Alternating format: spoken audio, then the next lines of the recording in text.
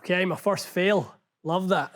I felt it, I really did. I felt it. That was 2 degrees of increased angle in transition.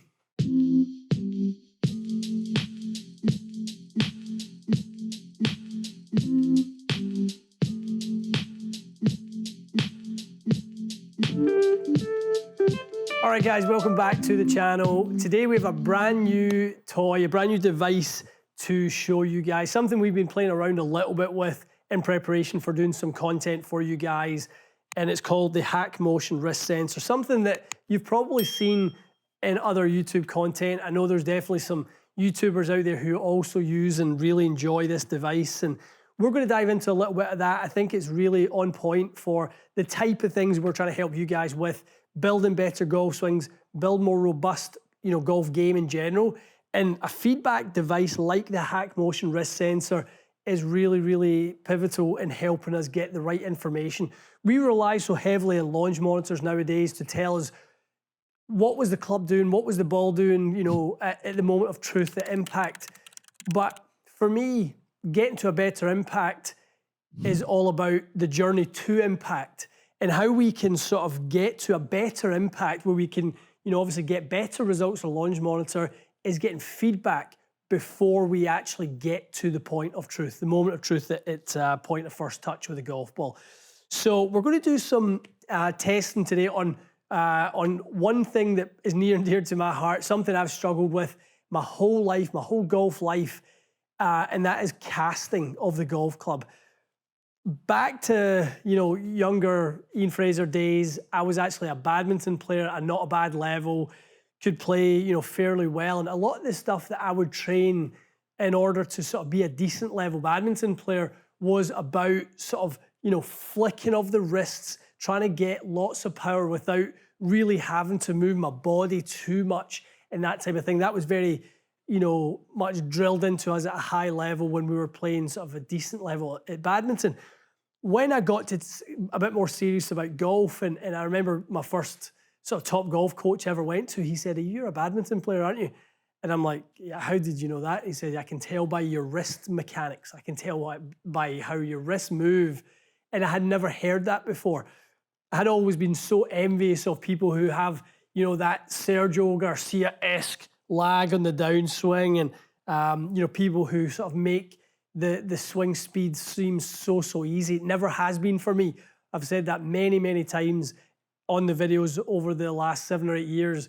Swing speed for me is something I have to work so hard on, and it's not something that just I can turn up and swing the golf club at 110, 115. I have to really work hard at it. So we're going to explain today, using the HackMotion device, a little bit about why that is, what it is about the sensor that can track incorrect or proper wrist mechanics.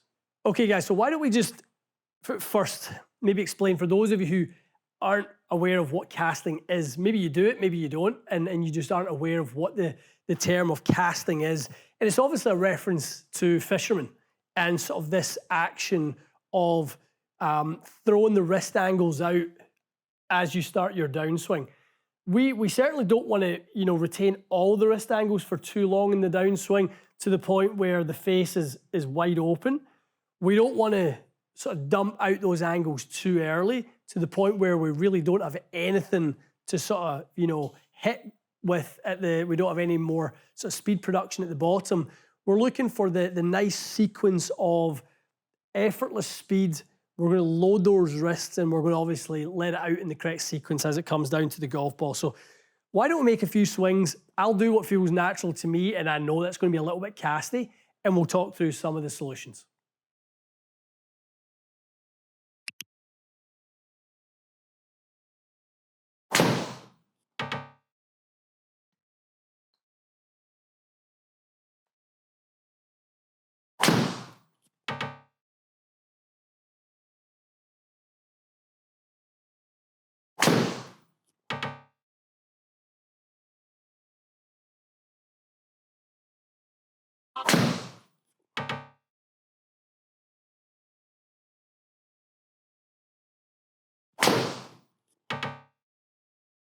I'm a caster.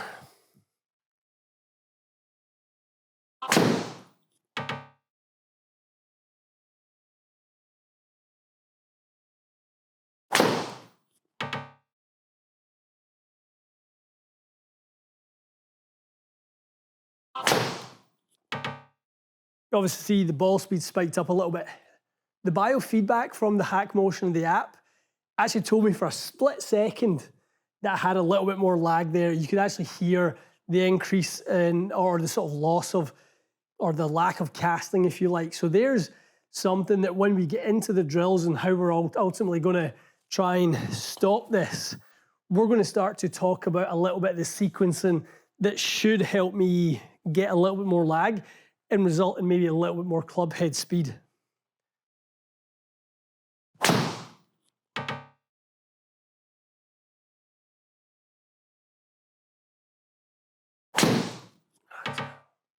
Okay guys, so we've ran through our 10 shots within our drills, and from the feedback from the software, what it's given us is, you know, if we say this right here, between the lead arm and the club is 90 degrees, and obviously we're creating a more obtuse angle as we sort of increase the sort of range, or we throw that club away and increase that angle.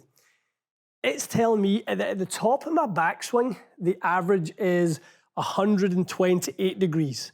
That's what we've got in here. And in transition, I'm making that 133 degrees on average. Now, I'll double check that that is the average. Now, that is the definition of casting, an angle that is increasing in transition.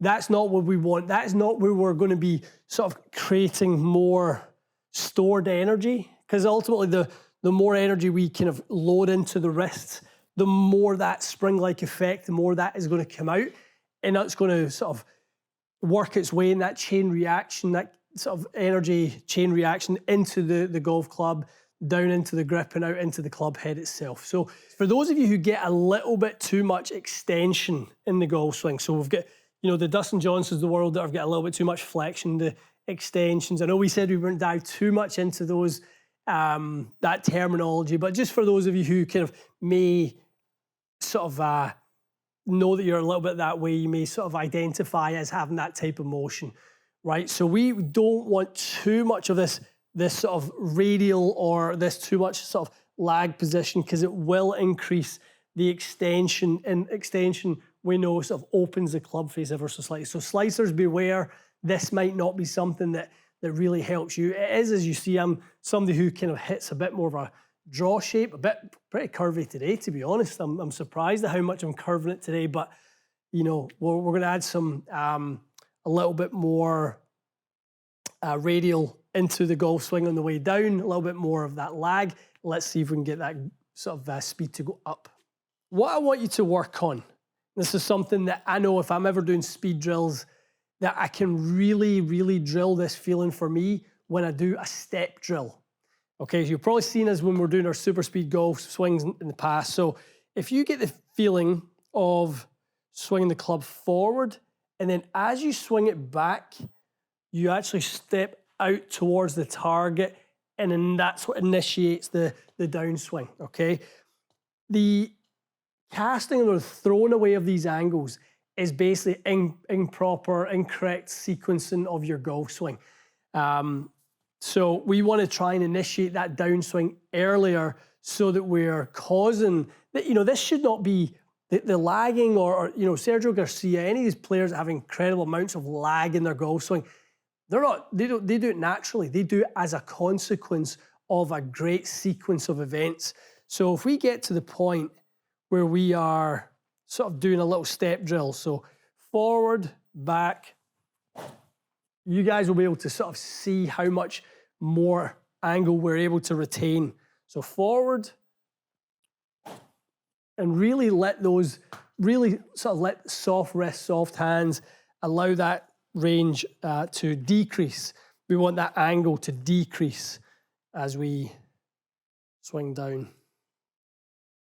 Forward, back, and let it out. Okay, let's see if we can eliminate this casting. Let's see if we can get a little bit more stored energy.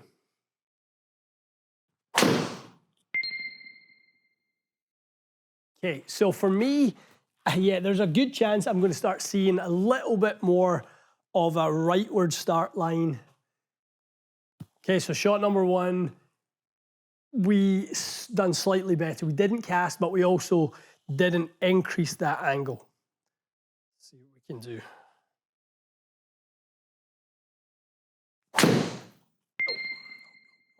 Great to be doing this drill and getting the feedback device from the app itself. Just that positive sort of reaffirming that we're doing things right. Let's see if we can get a little bit more. Start that swing slightly earlier. Nope. Wow, we are definitely loading the club more. Every swing so far, now obviously that wasn't the greatest result in the world. Well, this wasn't a terrible result, but it wasn't a great swing in the world. We are now starting to get sort of reduction in casting as we go 3 in a row, which is really nice.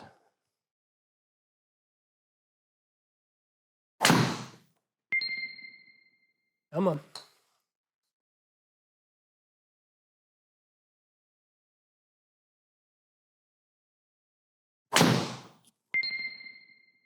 Kind of as we've went to hit 5 shots here, we have improved on that angle by, well, 0 there. Improved on it by 1, the angle by 2, 3, 4. So interestingly, every single swing we have gotten a better feel for what it takes to not cast. That's really, really cool. That's what a feedback device would give you, something that you're able to chart whether you're doing things right, whether you're able to do things wrong. Nice to be able to validate it on the monitor.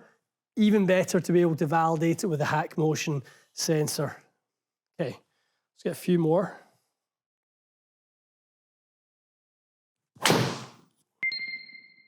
So we're now averaging 6 shots in, 110, where we averaged 108 when we were casting. Really nice pickup in speed. Okay, my first fail. Love that.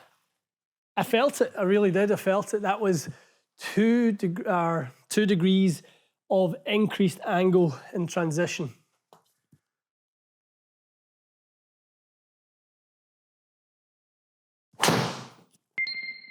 Yep, better. A good day for the loopy hooks. 120 at the top to 117.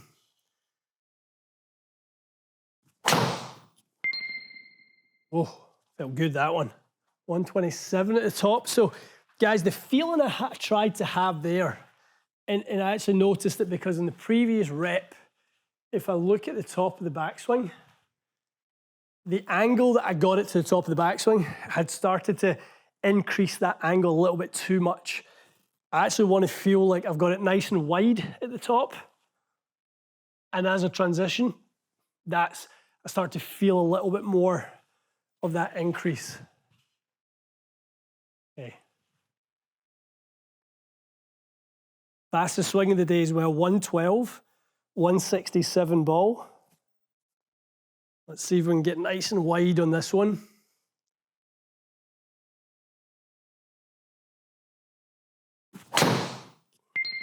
Interesting, that was actually our best one of the day from a standpoint of where we were at the top to where we were just after transition. We're gonna do one more with that feel. I just feel like I've really got a little bit of something with that one. One more.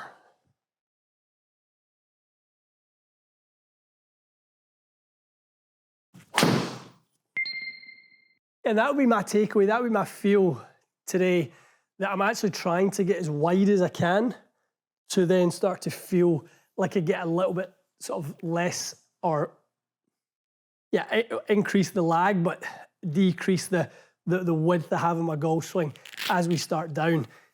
Really fun way to train, a really, really good way to sort of analyze your performance. Let's have a look at the numbers, let's see what we've got. All right, guys, so let's look at the before and after here. So white numbers in the bottom, we're looking at what we were when we really had 10 casts in a row. We had 10 from the top of the swing. We were increasing that angle on the downswing, losing all that valuable energy on the way down. So we were averaging 108.1 clubhead speed with the cast. When we had less cast, so we had basically 11 swings where we sort of got a decrease in sort of angle or an increase in lag. We were 110.6, so 2.5 miles an hour club head speed just for that alone. We picked up about 10 yards in carry, which was really, really nice to see. We were hitting the ball a little bit higher. So again, all those sort of things that you get when you get a little bit more energy into your golf swing. So yeah, proof is in the pudding that if we can sort of have a slightly better sequence, there's some really low-hanging fruit within 20 swings and a great sort of feedback through the HackMotion app there. So I think having that, if you're able to go to the range, set your phone or your iPad down and go and do some productive practice where you can literally measure, not guess, not estimate, not have your buddy tell you what is happening in transition, that's the value of going to something like the HackMotion device. It's something I'm going to use. I know I really struggle with this. There'll be times when I get in a swing funk and I'm really swinging slowly. Yeah, I at least know how to wrestle back 2.5 miles an hour if that's the case, and make sure I'm not throwing those valuable angles away on the way down. So we're going to do lots of videos using the HackMotion sensor. Guys, there's much more to this device than just hitting a little bit further. There's sort of more content or more information that we're going to help you guys with around face control. Do you want the face a little bit more closed? Do you want it more open? We're going to get into some variables around short game. We've always spoke about different, grip positions and where we want the wrist to be as we hit flop shots, bunker shots, even hit punch shots where we maybe get a little bit more flexion. Again, the wrist is just one area where we can sort of guide our attention in order to manage the club face. And at the end of the day, club face is king. It's the one point of contact we have with a golf ball. So if we can't control club face, we're going to have a heck of a hard time playing this game. So for me today, it was much more about speed production, maybe getting some valuable insights into how I'm doing it. Maybe I'm not sequencing correctly, and that was resulting in a little bit casting. We then remedied that by a slightly different sequence using the step drill. Again, just reaffirming to you guys, the drill we found from the super speed sticks, swinging it forward, swinging it back, and transitioning before that club gets to the top of the swing. Such an important part.